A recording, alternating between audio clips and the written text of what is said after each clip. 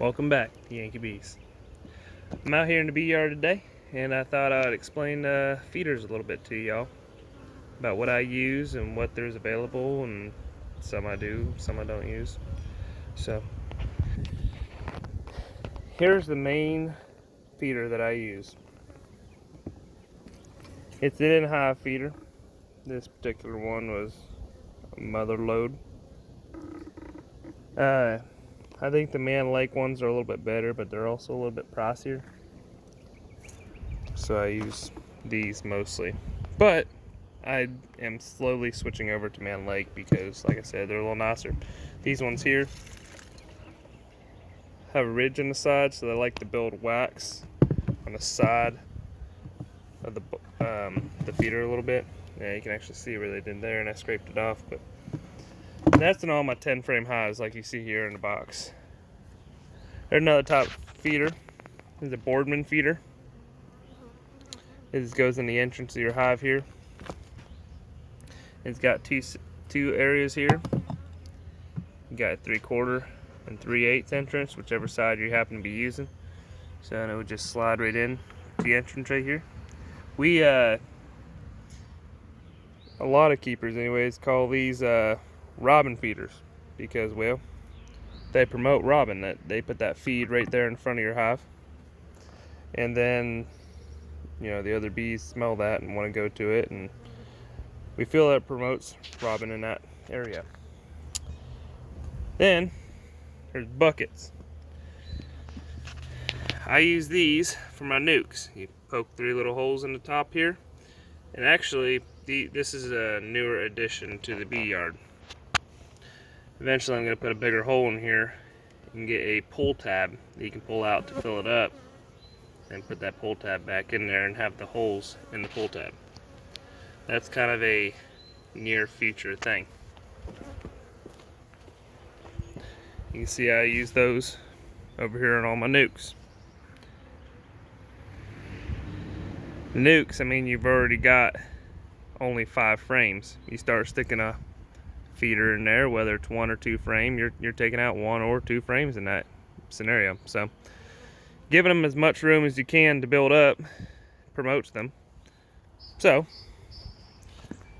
we use them buckets for those hives. The way I feed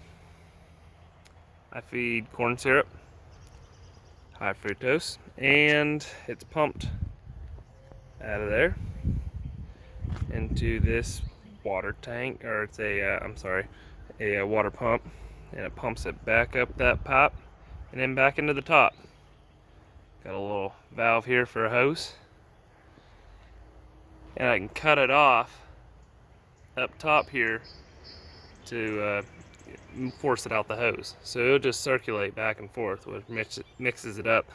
You have to have a little bit of water in there. Good mixture is usually 30% water and the rest high fructose. So when you first start it up, you have that turned on completely, allowing that to go through. And then as you want to adjust the pressure on your hose a little bit more, you can go ahead and just cut it off to the point where it's good. You don't want to cut it off completely because it can blow this pipe up. So, but that's how I feed. You can feed that both in, I just put that directly into the buckets, throw the buckets up on the bed here, fill them up, and take them out to the hive yard and throw them down there. Sorry, the mini mating nuke yard is kind of messy there. But you can do that same thing, with the in-hive feeders, which makes it so simple. You just pop top, slide it over. I keep all my feeders in the center, so I just slide this over this way and slide that one over that way, and you can just go in between the feeders there. That just makes things very simple for feeding. So the reason I'm not going to use the buckets, at least for right now, I might change my mind in the future, but I'm not going to use the buckets for these full hives because, well, the biggest thing is if you're working with hundreds and hundreds and hundreds of buckets, it kind of just becomes extra hassle. So there's a bunch of other feeders, some that I haven't gone through today. top feeders, top high feeders or whatnot. And you know, if you're using a top high feeder, the easiest thing to do is a bucket, because, well, you're feeding through the top. The bees can go right in the winter or whenever. They can go straight up and get some of that syrup out of the hive. They can go right out that hole and get as much as they want. The regular top hive feeders, you have to always make sure you're picking it up, keeping it balanced, setting it back down nice and easy. It's just more hassle than it's worth, and a lot more equipment than it's worth. But to some people who only have a couple hives, top hive feeder is fine. You know, when you're dealing with a lot of hives, I think it's just a little bit of hassle. But that's to each their own. You ask 20 different beekeepers 20 different questions, you're gonna get 20 different answers for each question.